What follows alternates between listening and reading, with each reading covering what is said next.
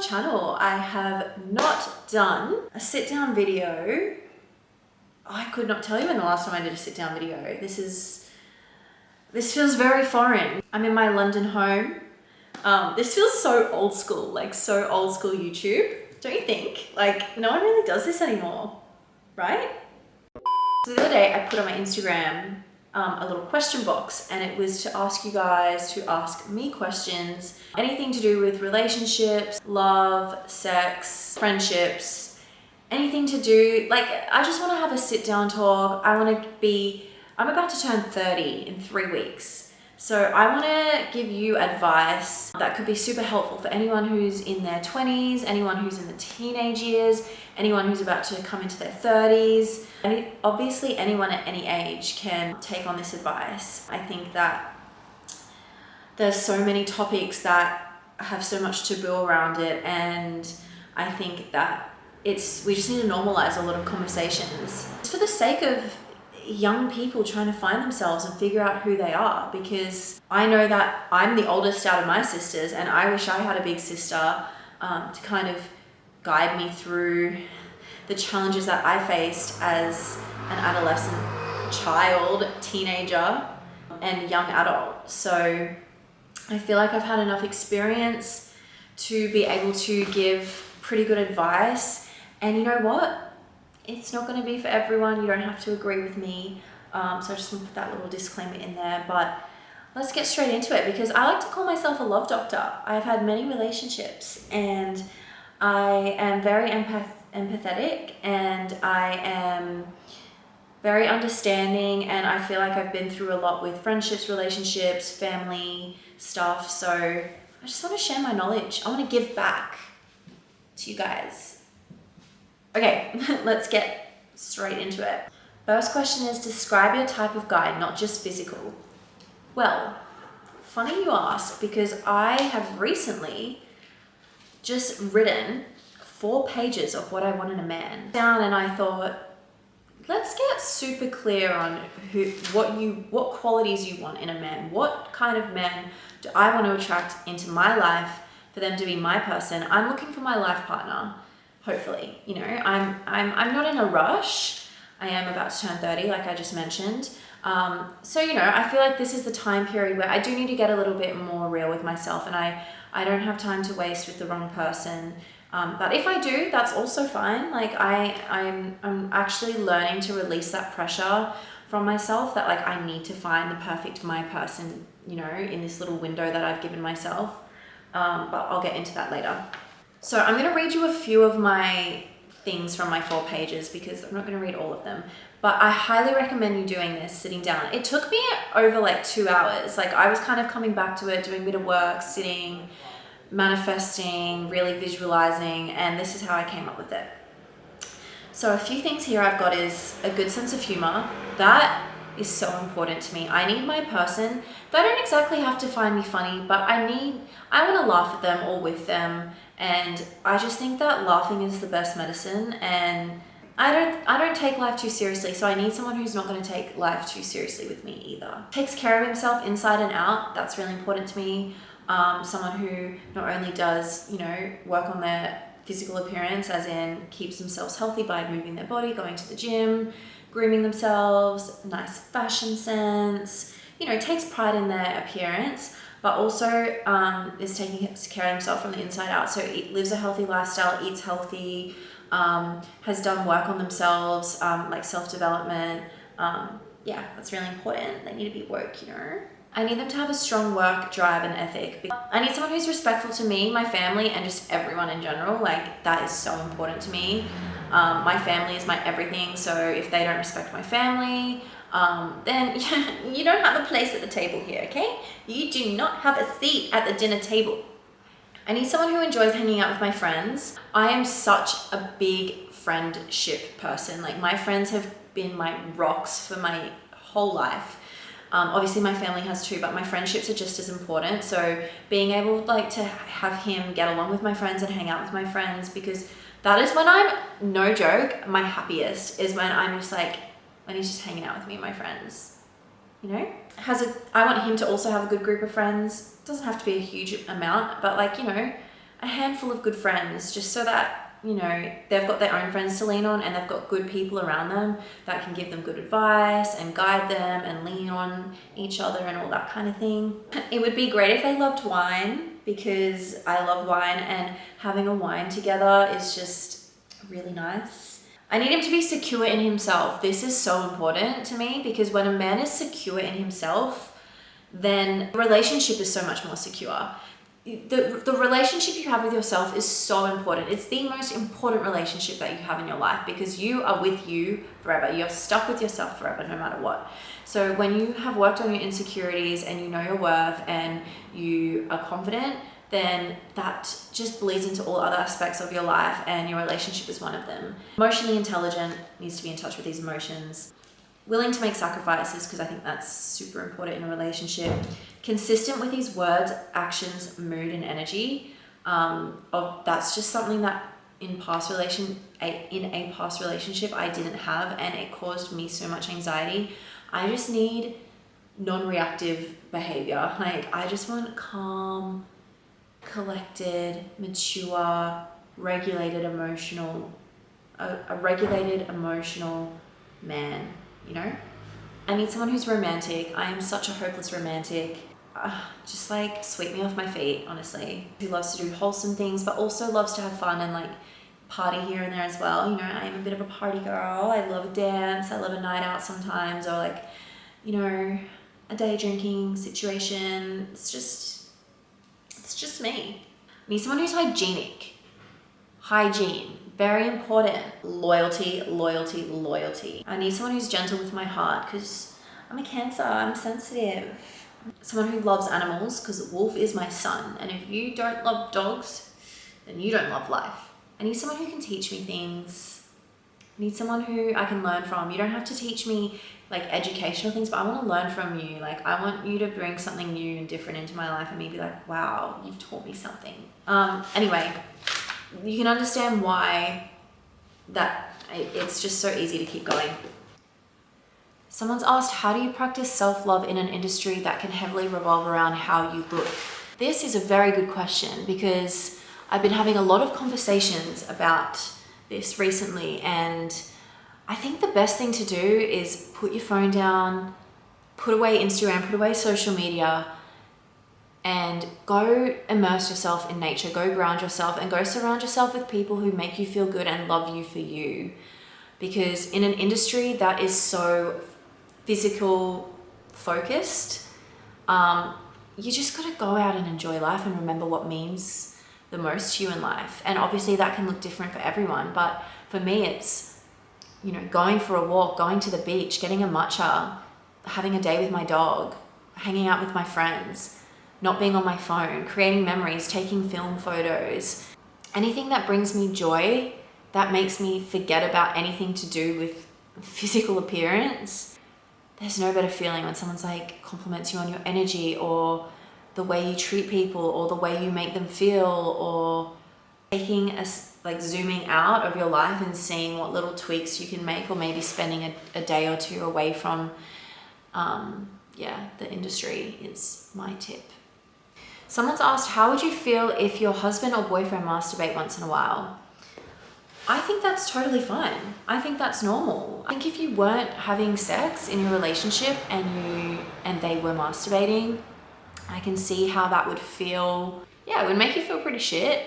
But I think that just comes down to having a conversation. Like, I think it's about talking about what you can do to get intimate again and light that spark up back again. But someone has asked, how can I sexually empower myself? I'm feeling very insecure after my last sexual encounter / relationship, and I'm not sure how to feel good about myself again and feel confident in the bedroom.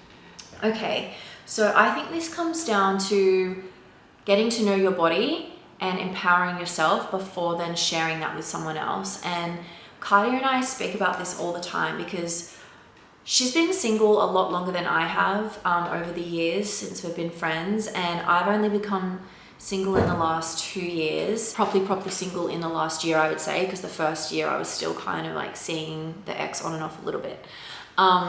I've always been in relationships. I'm always just used to having a boyfriend to have sex with whenever I want kind of thing. So coming out of relationship life and into single life and not really wanting to sleep around and just sleep with anyone. So trying to empower myself is actually weird too, because I have to usually be with someone for a while to feel comfortable, and I usually have like to be in love with them to feel completely comfortable. So anyways, Kat says like, you need to sexually empower yourself. And she showed me this website called CUTIES, which she had been introduced to. It's freaking incredible. It is an inclusive and progressive approach to porn basically, and it's super ethical and it's super inclusive. It's content that's not only enjoyed for sexual pleasure, but it's also educational. It's educating people on sex, and it's got workshops, it's got a taboo breaking magazine, it's got erotic audio stories. So if you don't want to visually watch anything, you can listen to stories, which is really cool and I've never heard of before. It's got tutorials, it's ad-free, it's virus-free, it's legal. All performers are over the age of 18 and it's super safe, and they're very specific with who they select. I think this is just such a game changer for anyone who does want to learn about themselves, explore things, experiment things. You can also watch these with your partner if you want to like spice things up in the bedroom. Another person has asked how can they spark their intimacy in their relationship again. I think this is a perfect way. Look, this is going to be very vulnerable and transparent. Also, when I was younger, tried to like watch porn a few times, and it made me feel really uncomfortable just because of the way like the women were treated, or just like the storylines. I found myself like watching more like girl on girl action just because it was not aggressive, and yeah, for some reason it didn't make me feel good to watch, so I just never really went there. So when Katz showed me this website, I didn't feel uncomfortable with the content. It felt safe, it felt consensual, it felt educational, and I think when you feel sexually empowered and liberated by yourself, then you're going to feel confident with your body, you're going to know your body better, you're going to know what you like better, you're going to know what turns you on, if it's like what kind of fantasies you like, anything like that. Just exploring that whole realm is super important for becoming sexually liberated and confident in the bedroom. I actually have a code for you guys. It's Ashton, it's just my name, and that will give you a free 7-day trial. When you sign up, you just sign up for the annual subscription, but you can cancel at any time, or you can change over to a monthly subscription if you prefer that. I'll leave the Cheeks link in my description below if you want to read more information about it or check it out yourself. Someone's asked, will you ever talk about what happened with you and Will, or is it too much with much love? Said with love. Look, there's a lot of questions about my past relationship / my ex. Obviously we were very public for a while there, and I haven't really touched too much on it. I've kind of opened up a little bit on the podcast about it, but I don't think it's necessary to share. It's kind of private what kind of happened in the end. I think the only thing I'm going to say is that we both fought really hard for that relationship. We both tried our best, gave it our all. I'll always have love and care for him, but it just wasn't working. Too much damage had been done in the beginning that it just wasn't repairable. And we had to just go our own ways, and a lot of other stuff happened, but that is for my personal information only. So yeah, I hope that's enough information to answer that question. How to know if you genuinely miss your ex or you're just yearning for a connection. You need to ask yourself, what are you missing about the ex? You need to write down maybe a list of the pros and cons from that relationship. You need to remind yourself why it didn't work out. I'm such a true believer in like whatever's meant for you will find you. And if you're not with that person, then it's not meant to be. I think you just have to trust that the right person's going to come along at the right time. You just can't think about it. Just try and like, life is so amazing when you're single, and missing an ex is so normal. I think that you're always gonna like have thoughts about them, and things are gonna remind you of them and trigger and compare and this, that, but there's a reason you're not together, and you just got to send love and light and just be happy that you have experienced love and been lucky enough to be in a relationship and remember the good times, cherish the good times, and learn from the mistakes. Someone has asked how to increase your sex drive. I'm in a slump right now and I want to be intimate with my boyfriend. I kind of touched on that before with how to increase maybe your confidence and empower yourself sexually. But to increase your sex drive, I think that comes down to connection, and connection with yourself and connection with your partner. I think when you spend time alone and you really connect with yourself and remind yourself of your values and what you're valuable for and what you're worth and what you bring to the table, then you step into that relationship with such confidence, and you just want to give. You want to give what you know you can give, if that makes sense. And I think connecting with your partner, I think taking that quality time, getting the We're Not Really Strangers cards, or there's a lot of apps as well. You don't have to get those cards. You can get apps where you ask each other really intimate, deep questions and get to know each other a bit more. I think the key is to never stop dating. That's the key to a long-lasting relationship. The spark is gonna die, or it might soften. I think when you first get into a relationship, it's this bright fire. It's so passionate and fiery and big, and then it just dims into this like nice glowing flame, this like calm candle. I think as well, normalizing the waves of intimacy in a relationship, like especially if you're spending every day together, or you live together, or you just spend a lot of time together. Every day can't be like fiery, passionate, this, that. Like it's about putting in the work when it's needed and acknowledging when you need that extra time together, that those deeper conversations, those connecting moments where you can get to know each other a bit more, because you're always growing as people are. You're always evolving and changing, and you either grow together or you grow apart. So in order to grow together, you need to continue to keep getting to know each other, getting to know the new version of each other. Your morals or values might change, and that's where a lot of people can go separate ways. But I think staying connected is the best way to stay intimate, because I know for me, when I'm feeling close and I've been vulnerable and I feel connected with someone, that's when I feel safe, and that's when I want to be intimate. But yeah, everyone's different as well. Some people, you got to figure it out for yourself. You just got to, I think that's why taking advice from other people is great, because you can be like, okay, cool, I'll try how that person does it. Didn't work for me. All right, cool, I'm going to try how this person does it. Listen to podcasts, listen to Jay Shetty. It's so amazing. His perspective on relationships and love is amazing. It's so real, it's so relatable. And honestly, the typical things like buy some sexy lingerie. Go on an adventure that just creates adrenaline. Like go jump off a waterfall. That's probably not the best advice. Go on a road trip and listen to your first song together. Listen to your song. Put on make his favorite meal or her favorite meal, and put a candlelight dinner on with their favorite song, or a song that was meaningful to you guys. And just, I don't know, sometimes tapping into recreating memories, or tapping into those memories that connected you in the first place can really help. But also just creating new memories in general, like new experiences that you can then be like, okay, this is our thing as well. Like I love love. I miss being in a relationship. Oh my God, all of this talk about relationships. But I also love being single right now. It's fine. But yeah, there's a million things you could do. I think it just depends on the person. Sometimes it's about being real and going, maybe where this relationship's had its time and it's not there anymore, and it's time to maybe let it go. But anyway, that's getting deep. How do you get out of a situationship and turn it into a relationship? Okay, so interesting. You need to have a talk.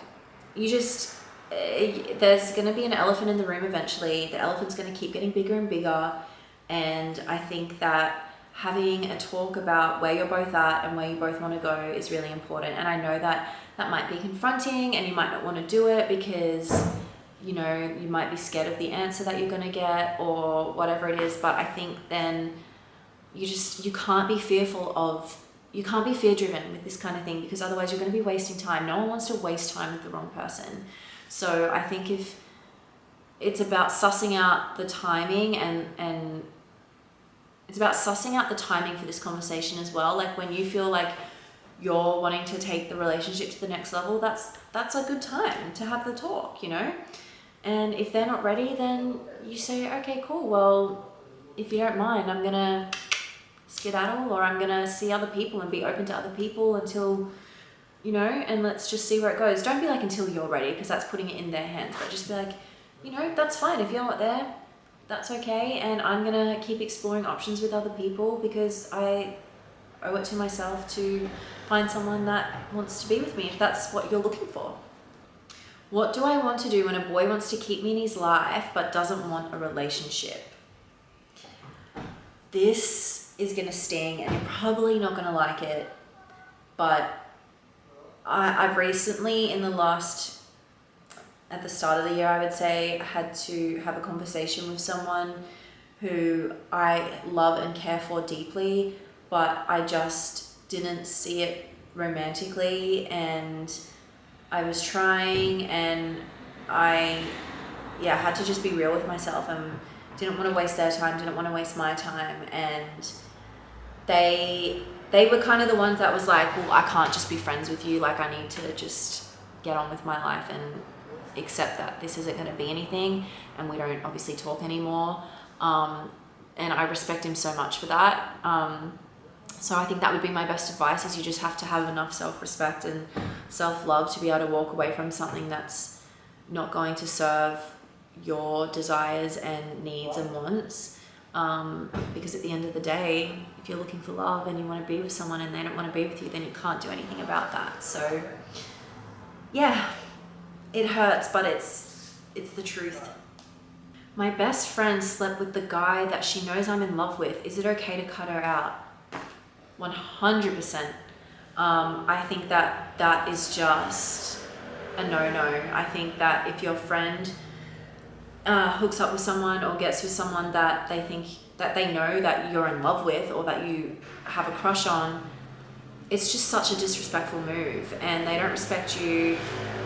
Yeah, I just think you don't. I think it's girl code. I don't think you cross that line, unless it was kind of like you both had a crush on the person and then, you know, they connected more than you connected with, then that's a bit tricky. But if it's genuinely just like she went after the man that you like, knowing that that's someone that you wanted to be with or get with, then I think that's a huge no-no, and you have every right to cut them from your life. So boundaries. You should read a book called Boundaries. It is super, super helpful, because I have terrible boundary setting, and I have my whole life, and I'm slowly getting better at it. And it's just practice. It's like going to the gym and making that muscle stronger, making your boundary muscle stronger. You just have to set boundaries in order to get comfortable with setting more boundaries. I'm now 21. I love my boyfriend, but I constantly think about what else is out there. This is a tough one, and I get this question a lot from young girls. When I was 21, I thought I found the love of my life, and I'm not saying he's not the love of your life. I think that's a really tough position if you feel like maybe you found your person, but it's just kind of like right person, wrong time, because you maybe haven't experienced enough. 21 is so young. So young. If only I could go back and look at myself at 21 and go, sweetie, you have so much time ahead of you. Like, there is no way I was ever going to be thinking about getting married at 21. And I'm not saying there's anything wrong with that, but me and my life and my trajectory, like, there was just no way. I think it's so nice to be with this person and think that they're the one and that you're going to marry them and that, you know, you found your person. Be in that for now. That's beautiful. You don't have to worry about the future. You don't have to worry about anything, because all you have is this moment right now. And if they're going to be your person, they're going to be your person. And if you feel like you're kind of straying away and you're not really wanting to be in a relationship anymore, and you feel like there's something else out there for you, then you need to honor that. Because honoring yourself and your feelings and your goals and needs and wants and desires is the most important thing in this life. Oh, I'm not going to say wasted. I don't regret anything in my life, but I dedicated a lot of myself to my relationships when I was in my 20s, and I didn't do a lot of things. Like, I wanted to go live over in LA and do university exchange and do college there, and I never did that because I was in relationships. And I definitely don't regret it, because I obviously didn't do it for a reason. It wasn't meant for me, but All I'm saying is that I definitely let relationships hold me back in a sense, and there's just so much life to be lived. But at the same time, if you found your person that you literally want to spend your life with, which is such an important, big decision, and if you found that person at 21, then that's incredible. You know, you're set, you're good. You can tick that off your list, and being in a relationship doesn't stop you from living your life. You're just living your life with someone else. Coming to the end of my 20s, I've just realized that more than ever, you just can't stress about the future. You just can't. I have no idea what my future looks like. And at 21 years old, I had no idea what the next 9 years was going to look like for me. And looking back, like, wow, I've loved my life. I've loved it. Like, I've lived out so many incredible experiences. I don't have any regrets. And I think what I really did well in my 20s was being in the moment and not thinking about the future too much. It's only been like this past year or 6 months that I've really started to put that pressure on myself, because obviously this year I'm 30. So do I want to say it one more time? So yeah, I think, fuck it.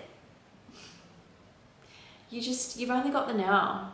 I know that's so cliche, but just do what makes you happy right now.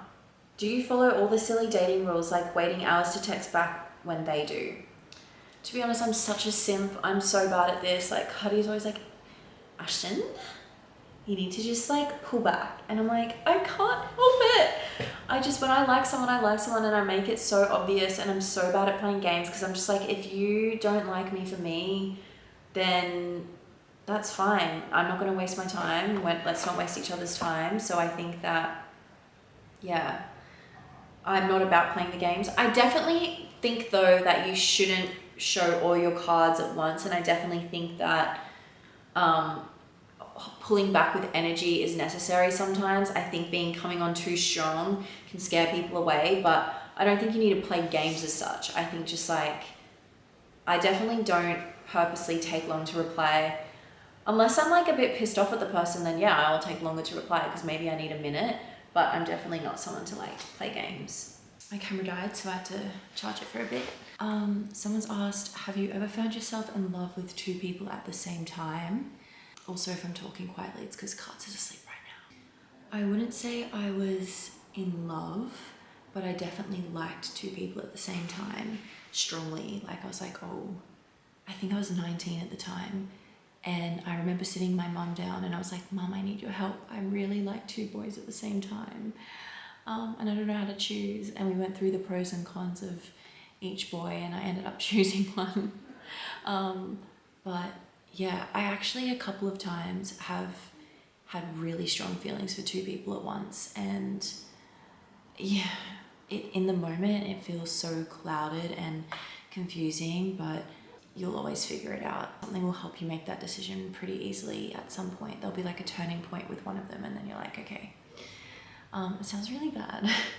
Someone's asked me, how do I embrace coming into my 30s and feeling single? I feel like I'm never going to find the love of my life.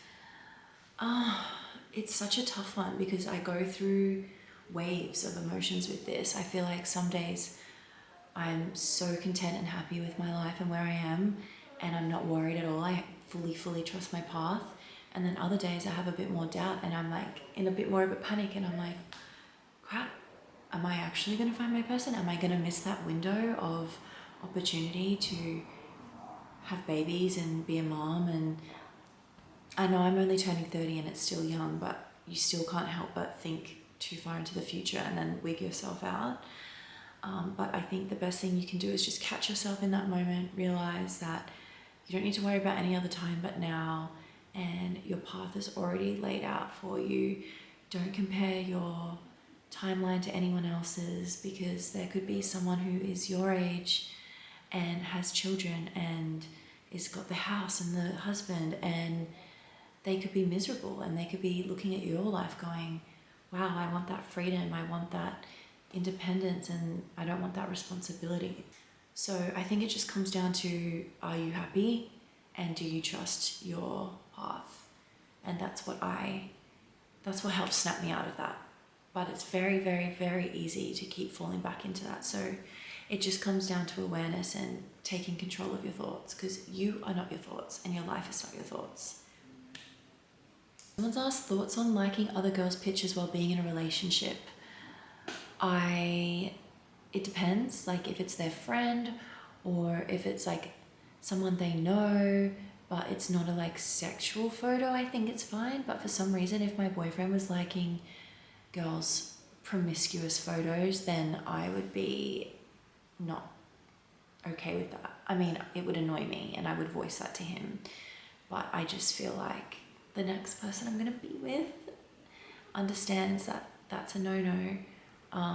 But it's just liking a photo at the end of the day. Like if it's just harmless and you know his character and his morals and values, and you know that it's not coming from a place of like him looking at them in that sense, then I think it's fine.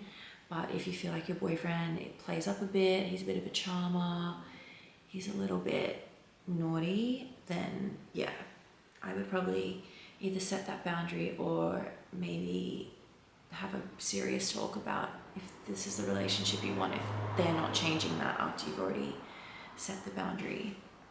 Someone's asked, do you think the feeling of the one is real? Did you ever have that feeling towards an ex? Yeah, I thought my ex was the one for a long time. We both would say all the time, like, I can't believe I found my person. Can't believe I don't have to worry about finding my person. Like, this just feels so amazing. And, you know, at the time, that was the truth. That was my reality. And things changed, and that's okay. And I think that it's not like this, people make out like, oh, you'll know when it's the one. And yeah, I think you'll know because you're with them and you feel like, yeah, this is my person. But that can change. If situations change, people change, feelings change. Like, it doesn't have to be like there's one person that you get that with and that's it. I think that's just really romanticized in a negative way. I've had lots of connections with people and I'm like, yeah, I could probably spend the rest of my life with you, and then things change. So yeah, I think that if you're in the moment and you're feeling like that's the one, I think that can be your truth. But I also think that that can change, and I think that when you actually find the one, it's kind of more of a choice of like, I choose this person to be my person. It's not so much just like this feeling that like magically is like, oh yeah, this is the one, cool, yeah, okay, sweet. It's like, relationships are not like they should be fun and they should be easy in a sense, but they're also a lot of hard work sometimes. So I really do believe that in the end, love is a choice, because that spark fades and love just changes over time and evolves. And like I keep saying, Jay Shetty just describes it so well. He educates you so much on how love starts, how to get through the humps, how love ends up in the end. And I think that it's something that everyone should be a little bit more open to unlearning how we've been taught it through movies and books and songs and stuff, and relearning the real reality of what love is or relationships are. So yeah, I think that brings me to the end of this video. Let me know if you guys enjoyed this kind of sit down video. I can do more of them. I love talking about love and relationships, and I feel like I've only scraped the surface, so I'm keen to do more if you guys like it. Like, subscribe. I don't even know if people say that at the end of videos anymore, but I'm saying it. I'm off to bed because I fly to Italy in 3 hours. I've just finished packing. My stuff's all on the ground because my suitcase is in Cardia's room and we have to wake up in 3 hours, so I'm gonna put it all in there then. But you guys probably don't care about that, so I'm gonna go to bed and I'm gonna let you get on with your day or night. Okay, love you guys.